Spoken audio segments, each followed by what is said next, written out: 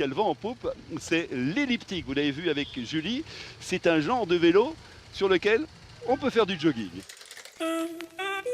Pour tous ceux qui souhaitent entretenir leur condition physique et retrouver la ligne, il existe un matériel de cardio-training tout en un appelé vélo elliptique. Une drôle de machine inventée aux États-Unis en 2010 et qui réunit à elle seule le mouvement de pédalage du vélo d'appartement, l'action de monter les marches d'un stepper, le déplacement d'avant en arrière du rameur et les bienfaits de la course à pied. C'est un peu exceptionnel parce qu'on a l'impression de courir, mais on avance beaucoup plus vite. On le compare au vélo pour l'aspect physique et dépenses énergétiques. Au niveau pratique extérieure, c'est pas du tout la même chose. Donc on ne recherche pas la performance en vitesse, mais bien le gainage, le renforcement musculaire et le cardio. L'avantage du vélo elliptique, c'est qu'il vous fait travailler les muscles sans à-coups. Il préserve donc nos articulations. C'est son mouvement d'ellipse qui reproduit la course au naturel tout en répartissant le poids de notre corps de manière égale sur les deux jambes.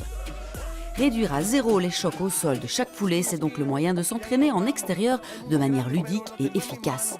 Que ce soit pour améliorer ses performances ou entretenir sa condition physique, il convient au plus grand nombre, que l'on soit jeune ou vieux, soucieux de sa santé ou fervent compétiteur. C'est super facile à prendre en main. En général, en moyenne, il faut 10 minutes pour se familiariser avec la machine. Et puis après, c'est parti parce que c'est un mouvement vraiment super naturel. On n'est pas assis, on est debout.